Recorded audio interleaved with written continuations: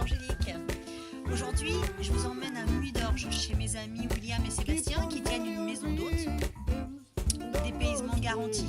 Avec moi. Searching everywhere for a peace of mind.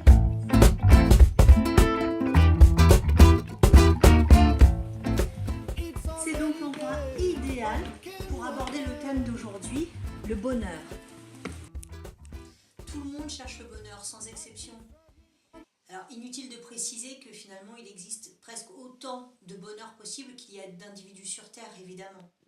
Le problème, me semble-t-il, c'est que pour beaucoup, le bonheur s'apparente à l'acquisition de biens matériels ou à un statut social particulier, notamment. Ce qui m'intéresse aujourd'hui, c'est de voir avec vous un petit peu quelles sont les méthodes qu'on nous propose afin d'augmenter nos chances d'accéder à ce bonheur. Alors la première méthode, c'est la loi d'attraction, c'est ma préférée.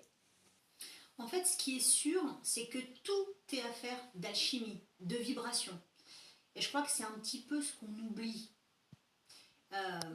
En fait, que notre pensée soit positive ou négative, elle va façonner l'énergie et du coup, ensuite, les résultats correspondants vont se manifester. Autrement dit, avec cette méthode, finalement, on peut tout demander, tout ce qu'on veut, mais finalement, il faut laisser les principes de la physique œuvrer pour nous. C'est l'ouverture de cœur qui permet de faire émaner la bonne vibration. Parce que, n'oublions pas, matière et énergie sont une seule et même chose, on est bien d'accord. Alors, ça veut dire quoi, vibrer une intention ? C'est la ressentir au creux de soi, dans cette intimité finalement où le mental, l'ego et les croyances limitantes ou négatives ne peuvent pas pénétrer. Mais ça, c'est du travail, beaucoup de travail pour ne pas les confondre. Cette loi d'attraction positive ne peut donc fonctionner que si le cœur est ouvert. Si nous cherchons quelque chose pour nous rassurer ou pour avoir une forme de reconnaissance auprès de notre famille ou dans notre vie amoureuse ou professionnelle, ça a peu de chances de fonctionner. Alors, la deuxième méthode que je voudrais passer en revue avec vous, c'est la méthode de la visualisation. Alors, pour être honnête, c'est une méthode que j'ai un peu moins utilisée que la précédente, parce qu'elle me convient moins bien, tout simplement. Alors, le principe, c'est finalement de vouloir quelque chose d'assez précis, qui est censé déclencher ensuite le message au niveau de l'univers et de nous l'amener. En fait, pour moi, ça peut fonctionner pour les grandes lignes. Si on se visualise dans un lieu harmonieux, une maison dans laquelle on se sent bien, la personne avec qui on se sentirait bien, qui nous conviendrait, mais pour moi il ne faut pas enfermer nos souhaits.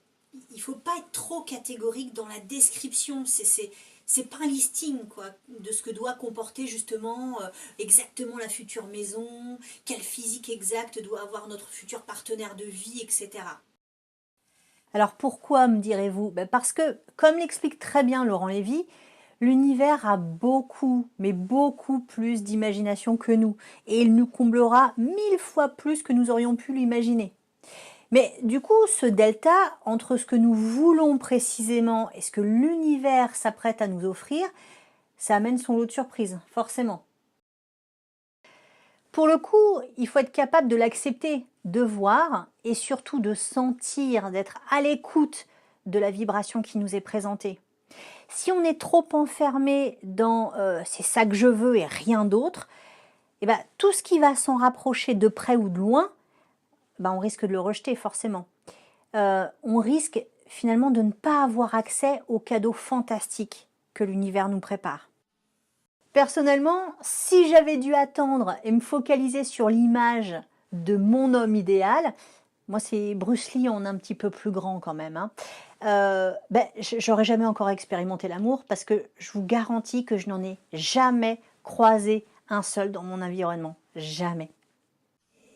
Je me dis mais de quoi je me serais privée si je m'étais fixée essentiellement sur le critère physique de mon Bruce Lee? Si ça coince, c'est que j'ai voulu avoir raison. Et soit on choisit d'avoir raison, soit on choisit d'être heureux. Les gens qui s'attendent à vivre un chemin calme, sans aucun chaos, se trompent.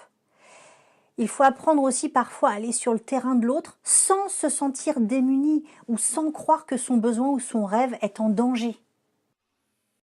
Finalement, quand on commence à douter, que notre mental revient en première ligne, on va finir par focaliser ce qui va venir renforcer ce sentiment, cette croyance.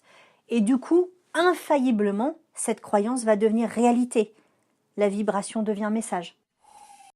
C'est assez ardu, je l'admets, parce que nous, on oscille souvent entre le mental et notre vibration, notre fort intérieur. Alors, à savoir ensuite lequel a le plus d'emprise sur nous au moment présent et lequel on est en capacité de laisser œuvrer, ça, c'est encore autre chose. Alors, la dernière méthode que je voulais passer en revue avec vous, c'est celle de la méthode Coué. Alors, on en entend beaucoup parler, mais finalement, on s'aperçoit que peu de gens connaissent en détail les termes de cette méthode. Alors, c'est quelque chose qui a donné naissance à la pensée positive, à l'hypnose notamment. En réalité, c'est de l'auto-persuasion. Plus on se persuade que les choses sont à notre portée, qu'elles sont faciles, et plus on va succéder dans notre entreprise, évidemment. Quand un enfant apprend à marcher, il tombe. Mais comme il fonctionne sur le moment présent, il ne va pas retenir la difficulté ni la douleur. Il ne se pose pas de questions, donc il y arrive. Le problème avec nous, adultes, c'est que on va stocker nos peurs, nos mauvais souvenirs, et que dès qu'une situation s'approche d'un vécu un petit peu similaire, dans une situation dans laquelle on a vécu quelque chose de difficile, ce sont nos peurs qui vont ressurgir et revenir au premier plan. En fait, Coué explique qu'il suffit, grâce à la répétition, de se persuader que c'est accessible, que c'est facile même. Mais attention, et c'est là où finalement les gens se trompent, c'est qu'il explique bien que ça n'a rien à voir avec la volonté, mais avec l'inconscient. Il faut donc formater ou reformater son inconscient. Du coup, vous savez la phrase, l'adage qu'on connaît si bien, qu'on entend souvent « je veux donc je peux », en fait elle est assez erronée en réalité. Alors la difficulté de cette méthode, c'est qu'on commence à s'occuper de notre inconscient dans notre vie d'adulte. Et du coup, notre inconscient est déjà entaché de fausses croyances et de traumatismes divers et variés. Alors reformater l'inconscient, ça demande beaucoup de travail. Il ne suffit pas de vouloir croire autre chose en fait. Il faut que peu à peu, la nouvelle disquette qu'on met en place se propage dans tous nos circuits, dans toutes nos cellules. C'est un exercice intéressant, mais il faut le pratiquer tous les jours et à tout point de vue. Mais c'est pareil, en fait, il ne faut pas considérer que le succès est assuré en une seule fois, comme ça.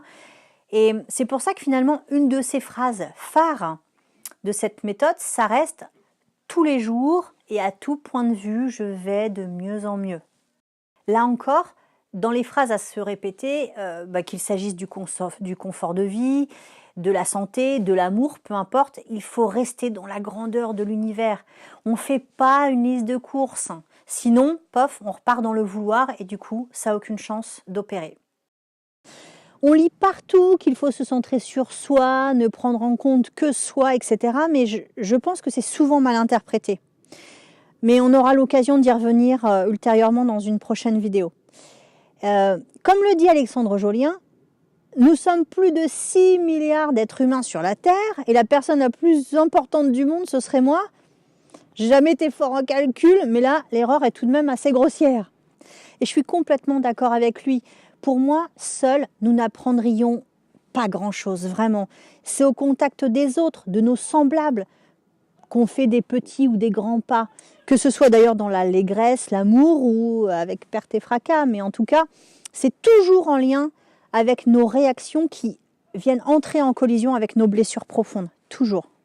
Et je continue dans ma lancée avec Alexandre Jolien qui dit que finalement, son intense souffrance lui a permis d'ouvrir les yeux et d'aller vers les autres.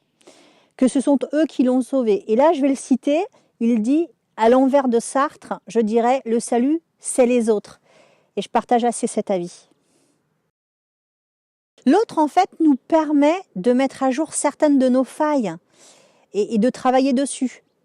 Mais ils nous permettent également de se confronter à la joie, à l'amour. Tout ça, c'est un package complet. Il y a beaucoup de gens qui me disent que je suis trop optimiste ou positive et que du coup, je ne vois pas la vie telle qu'elle est. Alors qu'en fait, pour moi, voir la vie du bon côté, c'est apprendre des coups durs, des blessures et de se nourrir en fait des moments de joie et de plaisir, bien sûr, qu'ils soient petits et grands. Mais du coup, ça ne veut pas dire nier la réalité, pas du tout.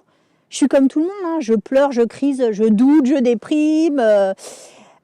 Mais en fait, j'essaie de l'accepter, cette situation, et de voir ce que je peux apprendre de ça, pour pas que ce soit inutile, pour que ça ait du sens. Alors j'espère que cette discussion, ce partage, vous a permis de solliciter votre réflexion et de remettre un petit peu en cause, ou non d'ailleurs, la vision de certaines formes d'accès au bonheur. Merci de m'avoir suivi dans cette nouvelle vidéo.